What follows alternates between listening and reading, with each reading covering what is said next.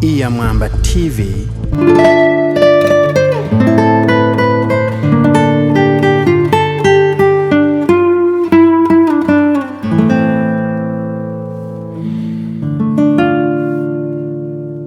Nongeye kubaramutsa, nongeye kukuramutsa wowe ukurikiranye Iyamwamba TV. Turasanganywe cyangwa se uri umushya, niba dusanganywe ushobora kuba warakoze subscribe, ukaba uri umwe mu baduha comment zitubwira icyo twahindura cyangwa se zinadukomeza, zitwankuraja, zitubwira ko imbere ari heza. Turagushimiye.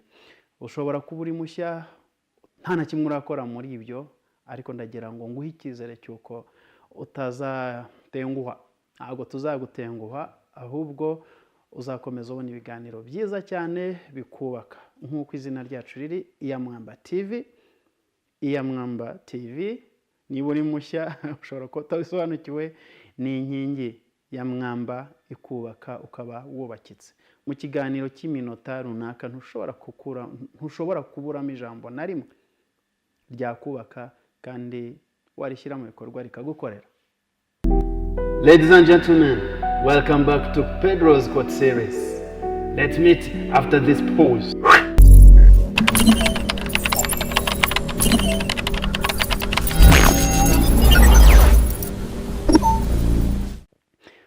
Turi ku Iyamwamba TV nk'uko nabivuze muri Pedro's Quote Series. Wakwibaza ngo quote y'uyu munsi ni iyihe? Quitimide rogat docet negare. Quitimide rogat docet negare ni umugani w'ikilatini ukuze, umaze igihe. Abantu benshi bakunda kuvuga, ari mugenzi wanjye turi kumwe hano, yajya kuvuga ikintu gikuze aravuga ngo ni umuranzi. Ni cya kera rero, ni umugani wa kera uvuga ngo usabana ubwoba aba yigisha uwasaba kumuhakanira.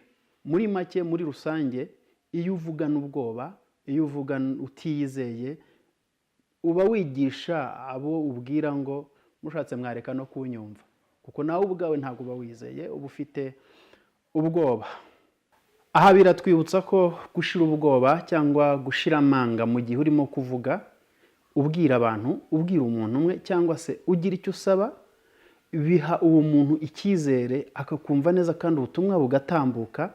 Niyo yaguhakanira akaguhakanira kubwira impamvu, ariko iyo utifitiye icyizere ashobora no kuguhakanira nta n'impamvu afite, kuko avuga ati yo nawe ni icyayi, nta kintu asaba, nta bintu bimurimo. So rero ni ibintu by'ingenzi kugira ngo nujya kuvuga uvuge ushize amanga, ubutumwa bwawe bwumvikane kandi icyatumye uvuga ukigereho. Niba ari umusaruro wo guhabwa icyo wasabye, ugihabwa. Niba ari umusaruro w'uko ubutumwa bwawe bwumvikana ukagera ku ntego, uzigereho. Ndakomeza kukubwira ko amahirwe aza rimwe mu buzima. Nakubwiye kare ngo ntuzagwabiza amahirwe uhawe yo kuvuga kandi wahawe uruvugiro, kubera ko bishobora kukuzamura bikakugeza kure. Ubundi kuvuga bituma ari iki? Kuvuga ni umwe mu muyoboro utuma turekura amarangamutima yacu, bituma dusohora ibitekerezo byacu, ukavugana n'umuntu mugasabana akamenya icyo umubwiye, kandi ijambo rirarema. Rero nuhabwa amahirwe yo kuvuga, vuga neza kandi umenye ngo ubutumwa buragiye, bugeze iyo bujya kandi bukoze icyabujyanye. Waba warigeze ugera imbere y'umuntu umwe ushaka kugira icyo umusaba cyangwa ushaka kugira icyo umubwira, hanyuma ukumva ufite ubwoba cyangwa ufite n'ikiniga, rimwe na rimwe amarira azenga mu maso? Ushobora kuba bitarakubayeho, ariko biba kuri benshi. Aha rero tugiye kureba icyo wakora kugira ngo ibyo bintu ubikire, kugira ngo ujye uvuga ushize amanga, kugira ngo ujye uvuga rwose nawe wifitiye icyizere. Turareba impamvu, tureba aho bituruka, hanyuma turebe n'uburyo wakovercominga cyangwa watsinda ubwo bwoba, kuko buriya kubura ijambo ni kimwe mu bintu byica amahirwe. Cause immediate, impamvu zirelatinga nuko twumva muri aka kanya, cyangwa se bijyanye no kuba tutiteguye, cyangwa se ibyo twibwira. Iya mbere ni ugutekereza icyo abantu bari bukuvugeho, cyangwa uko bari bubone, bari bwumve speech yawe, cyangwa se ngo nintanga igitekerezo barabibona bate. ako kantu barabibona bate rero kagora abantu benshi. Byambayeho hari igihe nari mfite presentation nagombaga gupresentingira abantu bagera muri 28 ariko muri abo ngabo nari mfitemo abantu babiri mvuga ngo bari abantu nibemera, the entire community iraba yemeye. Naragiye narateguye ndagenda ndapresentinga wa mugani w'abantu ngira baremera bemeye, numva ngize iyo confidence kuko nabemeje. Ariko nanone hari uwatekereza ngo banaka barabigira gute, barabivuga gute, barabifata gute, ugasanga bimuteye anxiety, ugasanga bimuteye ubwoba, yanagera imbere y'iyo crowd bijyanye no kuba atateguye, hanyuma ubwoba bukaza bigatuma ataderivaringa neza. Icyo bisaba rero, birasaba kwima ayo majwi yo gutekereza ngo naka arabibona ate. Niba ari igitekerezo utanga wivuga ngo arabibona ate, niba ari icyo ujya kumusaba wivuga ngo arabibona ate, kuko ufite impamvu. Ubundi impamvu yonyine niyo ituma ukora ibintu. Rero ufite impamvu yo kuvuga ni wowe ukwiye kuyimenya, hanyuma babivuga ngo arabibona ate, biragenda bite, bikaza nyuma. Wowe tegure request yawe, icyo ushaka gusaba, utegure presentation, utegure ikibazo niba ari mu nama wumva gifitiye inyungu wowe ubwawe cyangwa societe, ugende ukibaze ntawe witayeho, ukibaza neza. Ibyo bizatuma ushira ubwoba. Ikindi, wakwegera umuntu ukamubwira uti mfite ikibazo kiniki, cyane cyane wa muntu ugira ibitekerezo biri positive, akakwankuraja. Niba ari presentation akagufasha kwitegura neza, niba ari ikibazo akakubwira tukibajije gutya bishobora gusoundinga gutya, akagufasha kukireformira ukakibaza neza, hanyuma noneho ukagenda ukabaza ikibazo cyawe, ugapresentinga, ugasaba icyo usaba, utitaye ngo barabibona bate, kuko hari impamvu kandi hari aho ushaka kugera. Ndibwira ko icyo cyumvikanye.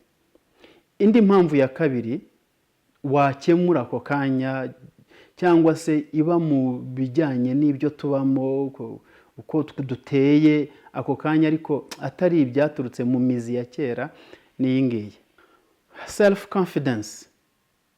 Mon ami, kwiburira icyizere. Kwiburira icyizere ni ibintu bibi, kuko utiyizeye nta n'undi wakwizera.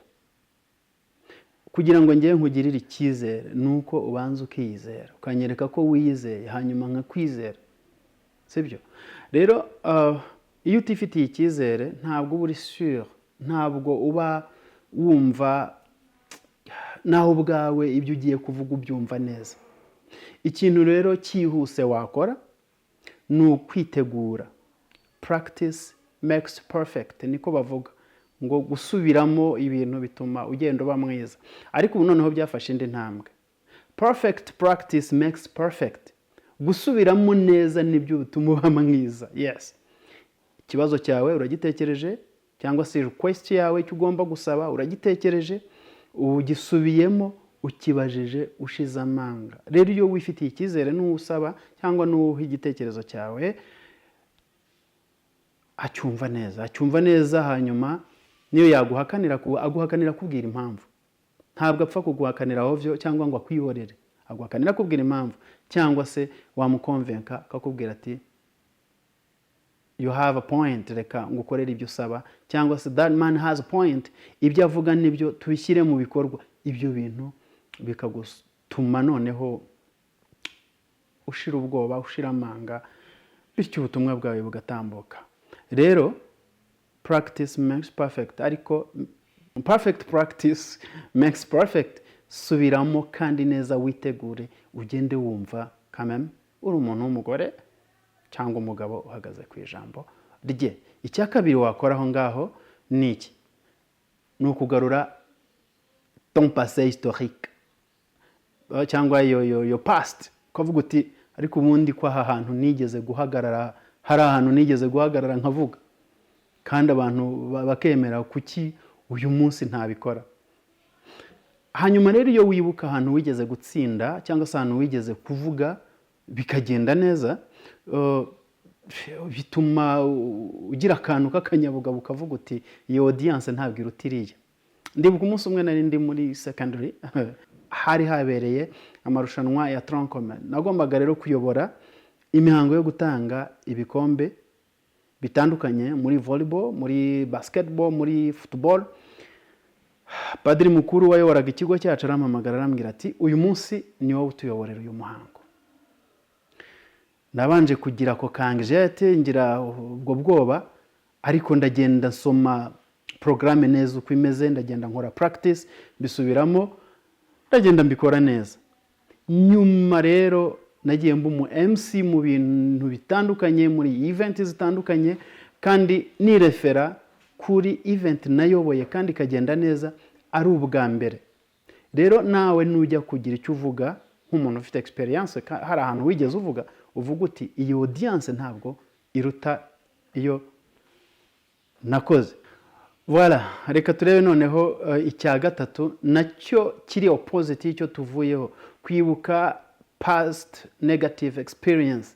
Ibyo bintu bituma umuntu agenda, bishobora gukora ku bwonko bwawe, ukagenda ufite izo past negative experience. Hari aho wavuze bakagukomera, hari aho wa deliverinze speech ugakora makosa, ugakotora muri ya mvugo y'iki gihe ugashyoma.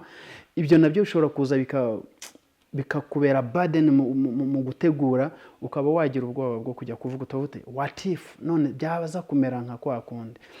Rero ikintu wakora kugira ngo urwanye uwo mutwaro cyangwa ibyo bintu byaje bikakujyamo bikaba byatuma udategura neza, niba ari prison, ni ukumenya ko amakosa wakoze mu gihe cyatambutse wakagombye kuyigiraho, akakubera isomo, hanyuma noneho ukimprovinga. Nta bindi, ni kwa kundi twavuze ubushize ngo fall forward, ufate imbogamizi wagize uzibyaza umusaruro muri speech noneho ugiye kudeliverenga. Niba wagiye utiteguye, uyu munsi utegure. Niba hari aho washyomye ukavuga ijambo ritari ryo, shaka proofreader aguproofreadingira, asome akubwira ati iri jambo si sawa cyane, ariko noneho ikosa wakoze mu gihe cyashize ryikubuza amahirwe y'uyu munsi. Tugomba kuvuga, kuko kuvuga ni ukuvuga nyine, ijambo rirarema, tugomba kugira ibyo turema tuvuze. Am I right? Hanyuma rero aho ngaho reka mbabwira ikindi wakora aho ngaho.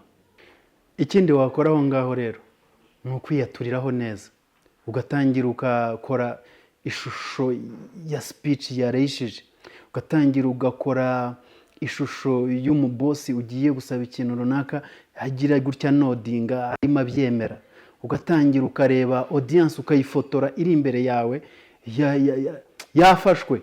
Hari ukuntu ujya imbere ya audience ukabona wayifashe kabisa. Tekereza ufate ishusho y'iyo audience uyishyira imbere yawe yabaye convince, aho kugira gutya ngo uteshwe umutwe nikosa wakoze muri past.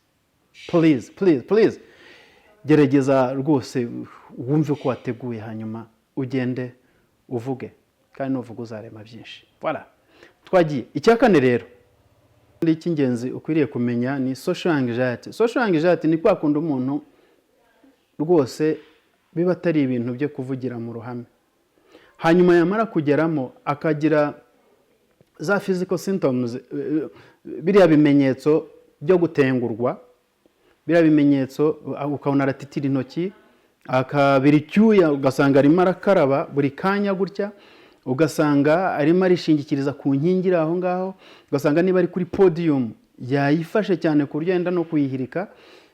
Ibyo bintu bibaho rwose, bitera ubwoba. Rero kubyovakaminga ni iki? Hari ibintu byambayeho. Nari ndimo nyobora ubukwe, noneho nafata microphone hano gutya muri uku kuboko ngatitira. Mu kwanga ko abantu babibona ngahita ngira gutya, ngahita nyihindura nkayishyira mu kundi kuboko, nako kugatitira, nkaza ngera ngahindura gutya, abantu bakagira ngo ni utuntu tw'udufiyere, ariko kari kabaye. Kari kabaye, ariko ni kera ubu ngubu nashize ibinya, nta binya ngifite. Rero ibyo bintu bibaho rwose muri rusange, ariko bijyana no kuba ubunararibonye, experience. Rero ibyo nabyo wabikira ute? Ikintu cya mbere, gutangira uvuga ibintu bitoya, muri groupe ntoya, gutangira uvuga ibintu bitoya, uvugisha umuntu wenda utari kuri randende w'inshuti yawe ariko mukavugana umureba mu maso. Hari ukuntu psychologically mu mutwe iyo umuvugisha umureba mu maso hari ukuntu agira gutya ukabona arahumbije. Ari ibintu twagiraga by'abana ngo twicane, ariko kwicana kwari kurebana uhumbije mbere ukaba umurangije. Nawe rero iyo umureba mu maso gutya, iyo ahumbije mbere uhita uvuga umutima okay, ijisho ryanjye riramunesheje.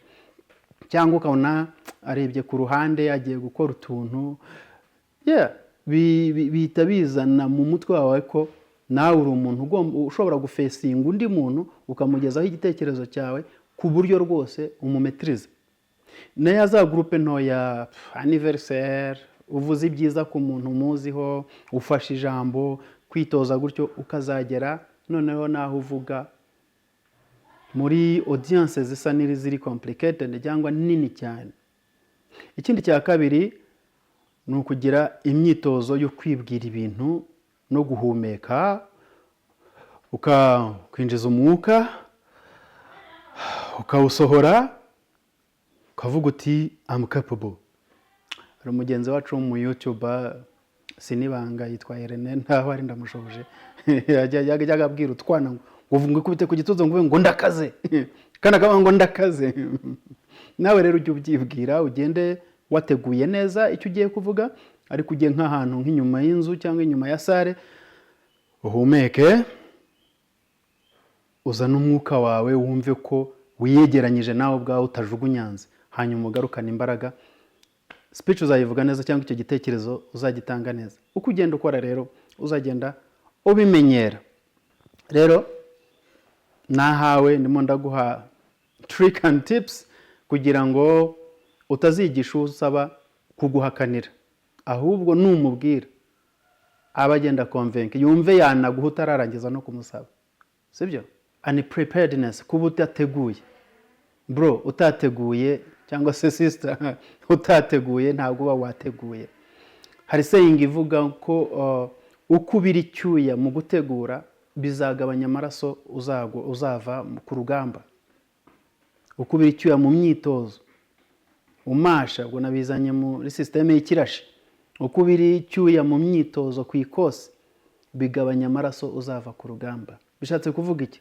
Uko utegura speech yawe, uko utegura request yawe, uko utegura presentation, kutegura kuvuga, nibyo bizagabanya uko uzagira iyo anxiety, uzagira ubwo bwoba imbere y'abantu, kandi noneho bizongera icyizere mu bakureba kuko bazabona ko wateguye ibyo uvuga ubizi kandi ubitekerezaho neza. Gutekereza audience ugiye kubwira, iyo bita high stake audience. Abanyamakuru b'imikino nibo bajya bavuga ngo le grand rendez-vous, nk'ikipe igiye guhura n'indi kaze. Rero nahangaha ukwiye gutekereza kuri grand rendez-vous, ugatekereza abantu bazaba barimo iyo audience, kuko ibijya bikunda gutera ubwoba.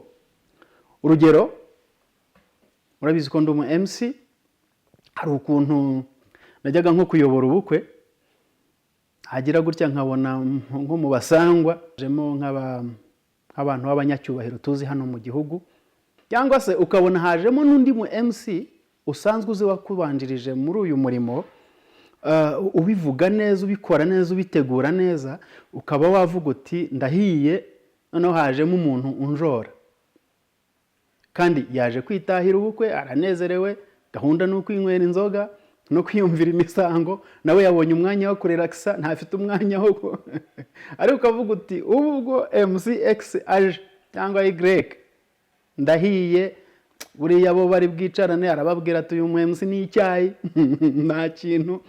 Rero ibyo bibaho guterwa ubwoba n'abantu ugiye kubwira bitewe na profiles zabo, nta n'uwabikuvebera, ahubwo icyo ukwiriye gukora aho ngaho ni iki? Icyo ukwiriye gukora ni ukwignoringa, ni ukutita kuri iyo audience cyane, wowe ugaconcentratinga ku cyo ugiye kuvuga na impact kiri bugire. Wowe urimo urabwira abantu, ntabwo urimo kubwira umuntu runaka. wowe urashaka kugera ku ntego runaka, ntabwo abo bantu ari bo bakuraje ishinga. Rero umuntu wese ni umuntu, kandi uraza kumubwira consider yourself as the master of what you are saying.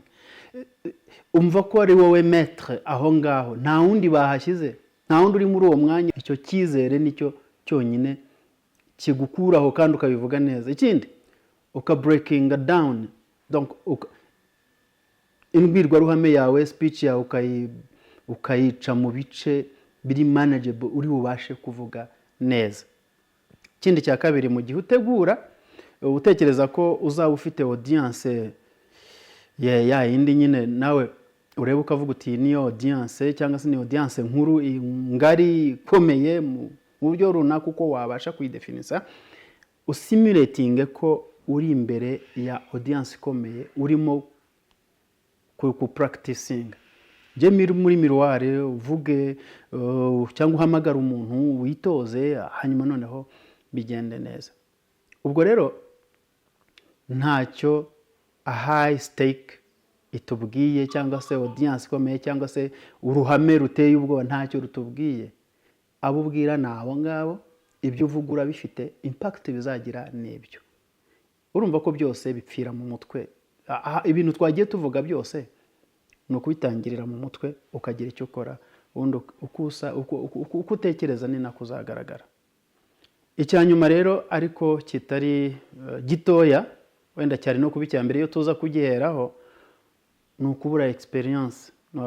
Ntiwigeze uba exposed ahantu ho kuvuga, ibyo bituma noneho ugenda wategura, ariko wagera imbere ibyo wateguye ukabyibagirwa, ukaba warya iminwa, ukaba utabasha gufixinga abantu ureba, ukaba utabasha gukoresha stage yawe neza. Rero nta kindi, niba wumva uri muri uwo muryango w'abantu batafite ubunararibonye mu kuvuga, ukwiye kugira icyo ukora. Wakora iki? Niya myitozo twavuze ruguru, ariko noneho ukajoininga amaclub arimo abantu bavuga, amaclub y'indimi, club z'abantu baba public speakers, aho biexerisa nabo kuvuga. Wenda nk'urugero nka Toastmasters Club, sinzi niba muyizi, ariko inaha i Kigali zirahari nyinshi. Ndumva zimaze kugera ku mubare wa hejuru y'8 kugera mu 10. Rero aho ngaho ni ahantu heza wagenda bakagucura kabisa, ukavamo mu public speaker mwiza, ukavamo umuntu we-exprima neza, bikazagenda neza. Reka rero noneho turebere noneho ubwoba bushingira kuri experience y'ubuzima, aho twagiye tunyura. Ikindi kibazo ni ugucibwa intege mu bijyanye no kuvuga, kuko hari ukuntu umuntu akurira mu muryango cyangwa muri societe itamuha imbaraga, agacibwa intege mu bijyanye no kuvuga, ntibamwe expose aho abagomba kuvuga. Bituma rero noneho agenda agahunga ikintu kijyana no kwi-exprima. Ndabaha nk'urugero, igihe nk'umubyeyi aba afite igitsure, akaba yabuze umwana nko kuvugana n'abashyitsi, ukavuga ngo arimo aramurinda gushyanuka, ngo aramurinda kuvuga ibitajyanye.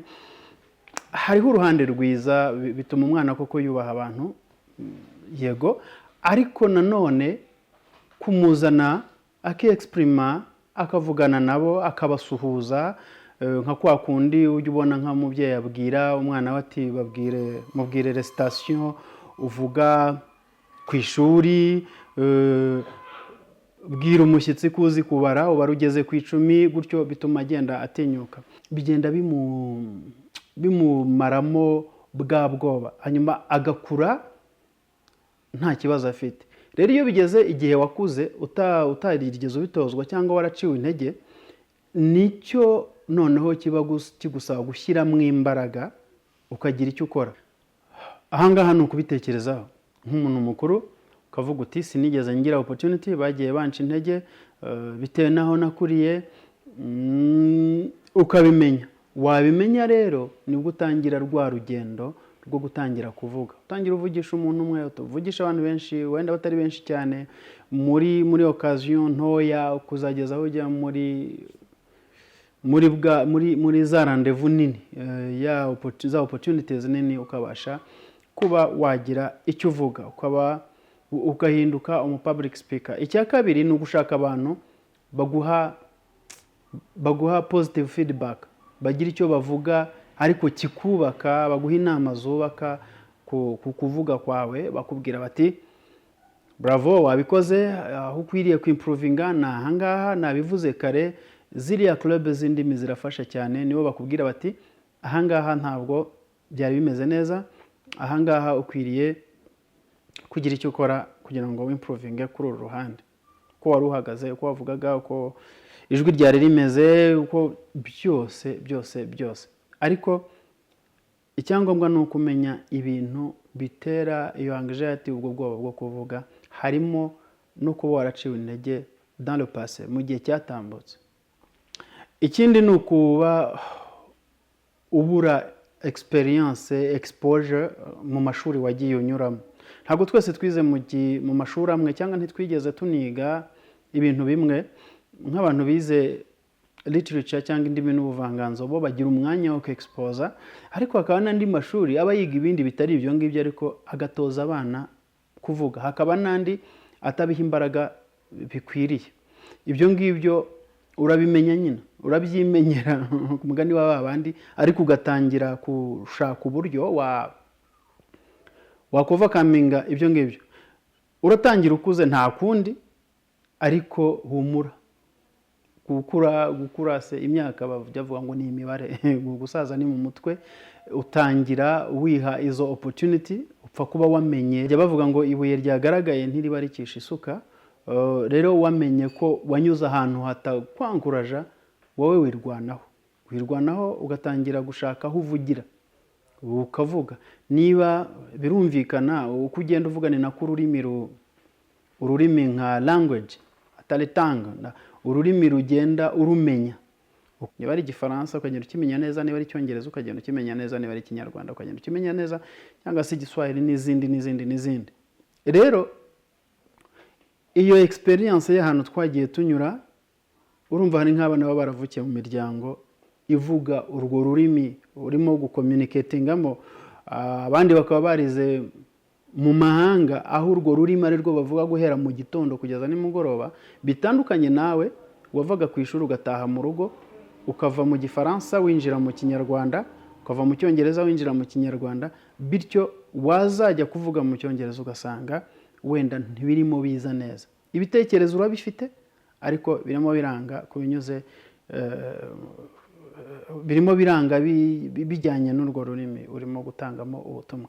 Rero bisaba gufata umwanya nyine, ukabiha umwanya urwo rurimi narwo ukarwiga, ukabijyana en parallel no kugira gute, no kwiga kuvuga. Hari ukwiga kuvuga, kwiga ururimi uvugamo niba ari ngombwa kandi ubisabwa. Icyo nicyo gikoresho urimo gukoresha kigufitiye umumaro, ugomba kugityaza buri munsi. Hanyuma noneho ukaba public speaker, ukaba uri umuntu ushobora kuvuga. Kuri icyo twari tumaze kuvuga rero, kuri experience wanyuzemo mu mashuri, bijyana na social comparison. Social comparison ni bya bindi navugaga, wajya kuvuga, gutanga igitekerezo cyawe ukabanza ukikompara nabo ugiye kubwira. Oya, wikwikompara nabo ugiye kubwira, ni wowe ugiye kuvuga, ntabwo ari bo barimo bavuga bakuvugiramo, si bo barimo kuvuga mu mwanya wawe. Oya, birajyana na bya bindi byo gutekereza kuri rendezvous ufite, cyangwa audience kuri imbere. Aho naho wikwikompara n'abantu. Ngo ugeze ushobora kuvuga ngo no, ngo abantu n'abene rurimi, ngo native speakers. Ibyo se bivuze iki? The native speakers, ariko ni wowe ufite ijambo kandi ururimi uri buvugamo bararwumva.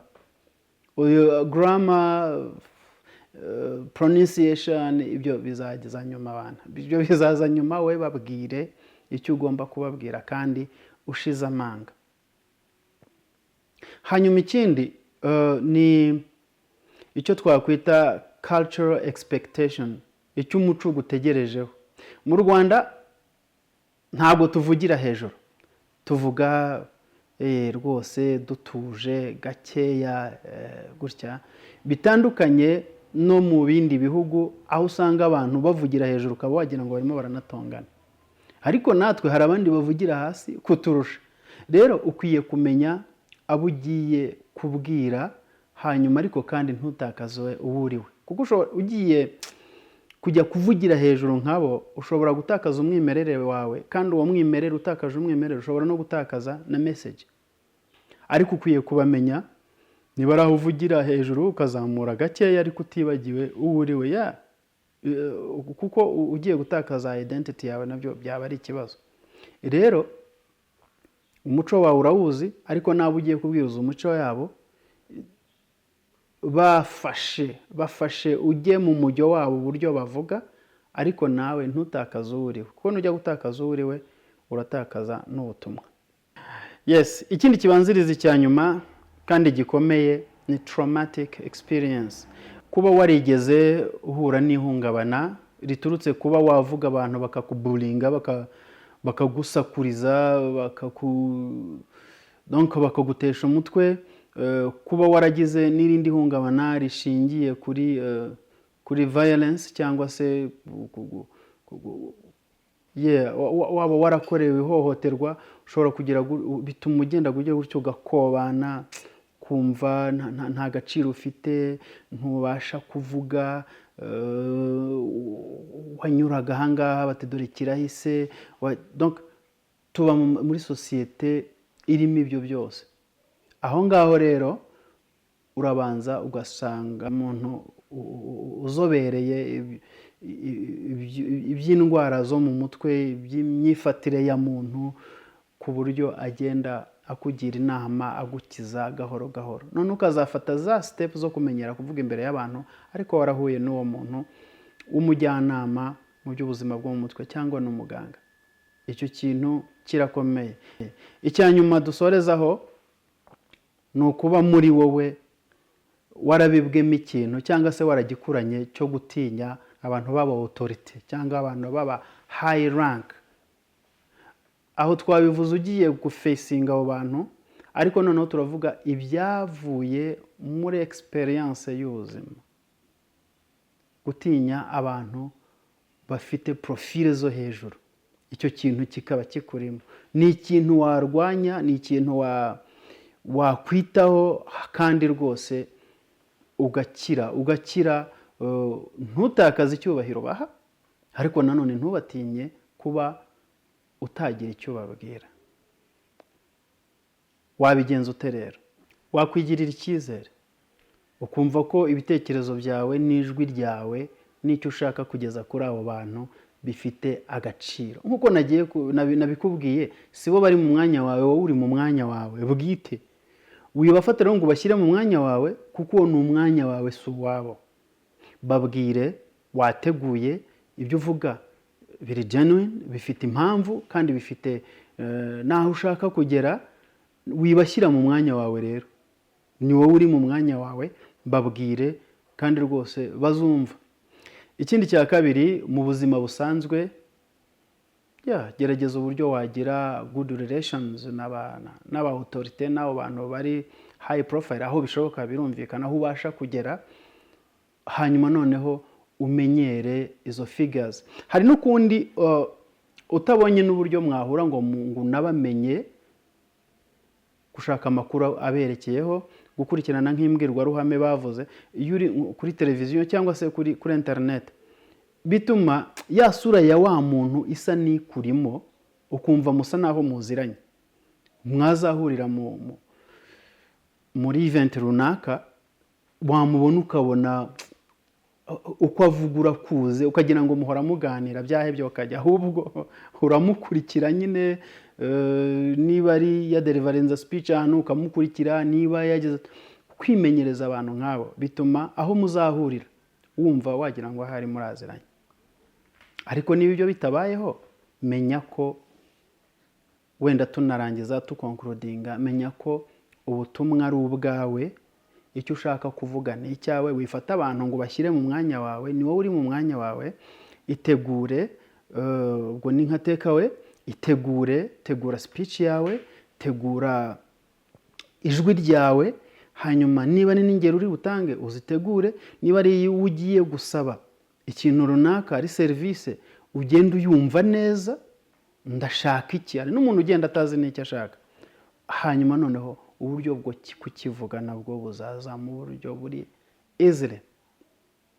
Qui timide regarde docet negare, qui demande avec crainte enseigne à refuser. Uriya muntu usabana ubwoba abayigisha uwasaba kuza kumuhakanira. Ibyo rero ntibizakubeho, twavuze byinshi, uraza gukuramo iby'ingenzi hanyuma bigende bigufashe. Ikindi, niba wanejejwe n'iki kiganiro, please bitwandikire utubwire uti byanejeje kandi biranyubatse, hanyuma utubwire uti muzatubwire no kuri ibi ubutaha, nabyo turabikeneye kuko nimwe muduha content. Urakoze cyane, ntiwibagirwe gukanda subscribe niba utarayikoze, hanyuma tuzabonane ubutaha. Ndabashimiye. Reka dushimire mwe mwadukurikiye rwose, ariko kandi tunashimire abantu badutera inkunga nka Berry British English Language Institute riherereye i Nyarutarama, bahoze baba kwirebera ariko barimutse. Ni ahantu ugenda ukiga izo ndimi nahoze mbabwira, ukaba wakwiexprima professionally cyangwa se mu buryo buri courant. Bigisha Icyongereza, bigisha Igifaransa, bahugura abantu bashaka gukorera zira certificate mpuzamahanga, bashobora kuguhugura mu rurimi mu buryo rwose buri general. Wahanyarukira, uraza kubona aho bakorera kuri izo nimero ziri kuri screen yawe, kandi bizagenda neza, uzaza uduha ubuhamya. Murakoze cyane, reka tuzasubire ubutaha in Pedro's Quote Series. Ciao. Za gahoro gahoro, none ukazafata za step zo kumenyera kuvuga imbere y'abantu, ariko warahuye n'uwo muntu w'umujyanama mu by'ubuzima bwo mu mutwe cyangwa n'umuganga. Icyo kintu kirakomeye. Icyanyuma dusorezaho ni ukuba muri wowe warabibwemo ikintu cyangwa se waragikuranye cyo gutinya abantu baba authority cyangwa abantu baba high rank.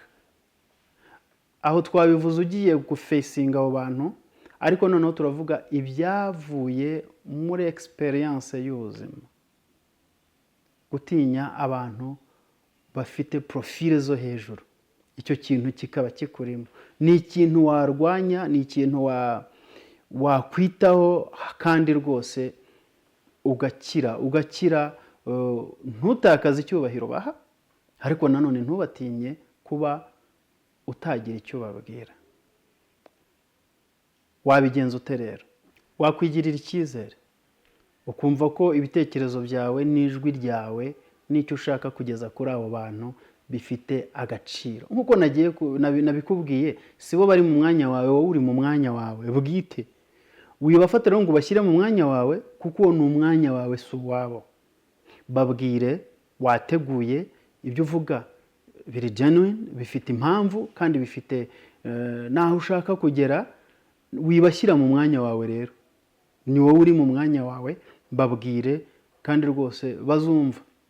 Ikindi cya kabiri, mu buzima busanzwe, gerageza uburyo wagira good relations n'aba authority, n'abo bantu bari high profile, aho bishoboka birumvikana, aho ubasha kugera, hanyuma noneho umenyere izo figures. Hari n'ukundi utabonye n'uburyo mwahura ngo nabamenye, gushaka amakuru aberekeyeho, gukurikirana nk'imbwirwaruhame bavuze, iyo uri kuri televiziyo cyangwa se kuri internet, bituma ya sura ya wa muntu isa n'ikurimo, ukumva musa naho muziranye. Mwazahurira muri event runaka, wamubona ukabona uko avugura kuze, ukagira ngo muhora muganira byahebye bakajya, ahubwo uramukurikira nyine. Niba ari ya deliverenza speech ahantu ukamukurikira, niba yageze kwimenyereza abantu nk'abo, bituma aho muzahurira wumva wagira ngo hari muraziranye. Ariko niba ibyo bitabayeho, menya ko, wenda tunarangiza tukonkludinga, menya ko ubutumwa ari ubwawe, icyo ushaka kuvuga ni icyawe. Wifata abantu ngo bashyire mu mwanya wawe, ni wowe uri mu mwanya wawe. Itegure, ubwo ni nka takeaway. Tegura speech yawe, tegura ijwi ryawe, hanyuma niba ni n'ingero uri butange uzitegure. Niba ari ugiye gusaba ikintu runaka ari serivisi ugenda uyumva neza, ndashaka iki, hari n'umuntu ugenda atazi n'icyo ashaka, hanyuma noneho uburyo bwo kukivuga nabwo buzaza mu buryo buri easily. Qui timide regarde docet negare, qui demande avec crainte enseigne à refuser. Uriya muntu usabana ubwoba abayigisha uwasaba kuza kumuhakanira. Ibyo ntibizakubeho, twavuze byinshi, uraza gukuramo iby'ingenzi hanyuma bigende bigufashe. Ikindi, niba wanejejwe n'iki kiganiro, please bitwandikire utubwire uti byanejeje kandi biranyubatse, hanyuma utubwire uti muzatubwire no kuri ibi ubutaha, nabyo turabikeneye kuko nimwe muduha content. Urakoze cyane, ntiwibagirwe gukanda subscribe niba utarayikoze, hanyuma tuzabonane ubutaha. Ndabashimiye. Reka dushimire mwe mwadukurikiye rwose, ariko kandi tunashimire abantu badutera inkunga nka Berry British English Language Institute riherereye i Nyarutarama, bahoze baba kwirebera ariko barimutse.